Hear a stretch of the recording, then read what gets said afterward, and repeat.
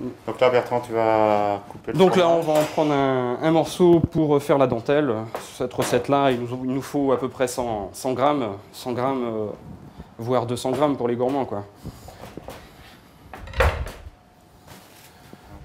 Donc là, on va enlever la peau, la croûte, quoi. Hein.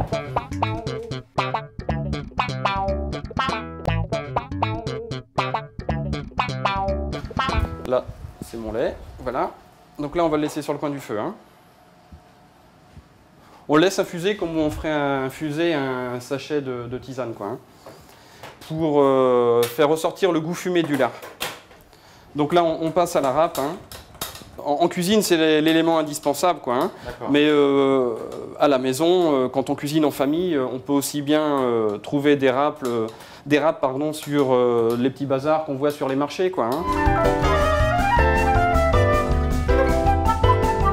Voilà, donc nous allons former les dentelles, hein, David, c'est ça? Ouais. Donc on prend des coupelles. Alors nous en cuisine on utilise des cercles comme ça. Eh bien, à la maison on trouve ça également, j'insiste sur les marchés locaux, quoi. On trouve ça dans des petits bazars. Le cercle là, va nous servir de support pour avoir une forme ronde. Mais si éventuellement on veut faire une dentelle carrée, on moule dans un carré, et puis on retire les cercles. Vous voyez que le cercle sert juste à donner un gabarit en fait. Voilà, on va pouvoir mettre en cuisson dans un four 150 degrés. Et on attend une légère... Le fromage va fondre, on attend une légère coloration blonde. Pas plus loin, parce qu'après, le fromage dégage de l'amertume. Donc on mixe le lard et le lait. Une fois mixé, on va le passer pour extraire le lard. Donc on se sert d'un petit tamis, une petite passette.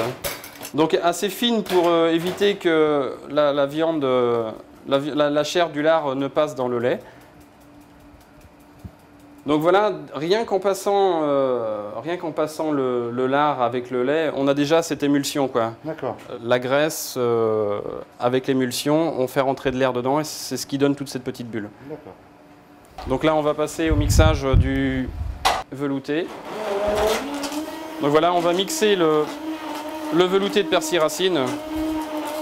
Donc c'est une recette accessible en famille, ça. Hein. Avec les enfants le week-end, après le petit marché, c'est sympa ça. Donc après, on peut rajouter un petit peu de fond de volaille juste pour détendre un petit peu le velouté, quoi.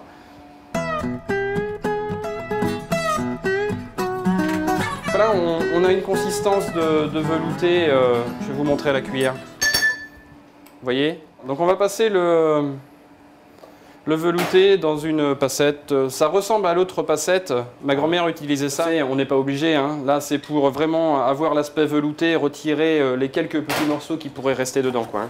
À la maison, on peut garder les morceaux à l'intérieur, quoi.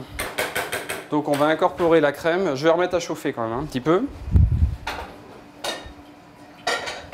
Donc, la crème de chez toi, forcément ? Pas Non, tout à fait, c'est de la crème de la ferme de Réglan à Cambron, donc c'est encore du local évidemment. Donc pour la petite histoire, la crème crue ne subit aucun traitement thermique, hein. La différence de la crème pasteurisée, c'est la crème crue est devenue rare sur le marché. Et il n'y a pas photo, on voit tout de suite hein, la différence entre la crème, ça se tient, ça a du corps. Et la couleur? La couleur, ouais, très bien. Moins blanche qu'une crème classique.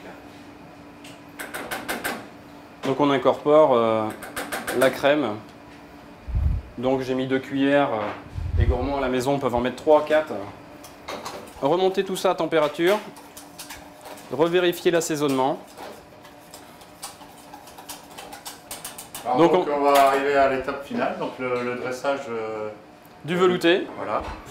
Donc là je le dresse dans une verrine, une présentation un petit peu plus moderne. Dans une assiette à soupe, ça fait très bien à la maison, quoi. Hein. Là-dessus, on va apporter l'écume de lait. On va mixer le lait qui a été infusé avec le lard. D'accord. Donc matière grasse plus air, ça monte, quoi, ça fait des bulles. Voilà, il y a besoin de mixer longtemps. Donc l'écume, vous voyez, hein, on a vraiment de la mousse de lait. L'avantage du verre, c'est qu'on arrive à présenter quelque chose en 2 couleurs. Le velouté racine et puis l'épaisseur d'écume de lait. Donc un mélange très aérien, très léger. Donc pour finir, voilà, elles sont bien là. Donc une petite dentelle qu'on vient sortir. Vous voyez cette jolie couleur blonde? On pose sur le verre. Et voilà, c'est terminé. On a un bel assemblage, donc bravo Bertrand et David pour cette recette. On va faire ici, maintenant il nous reste à la déguster. À déguster. On craque dedans, on a l'aspect croustillant en bouche. Un petit velouté sympa quoi, avec des légumes oubliés.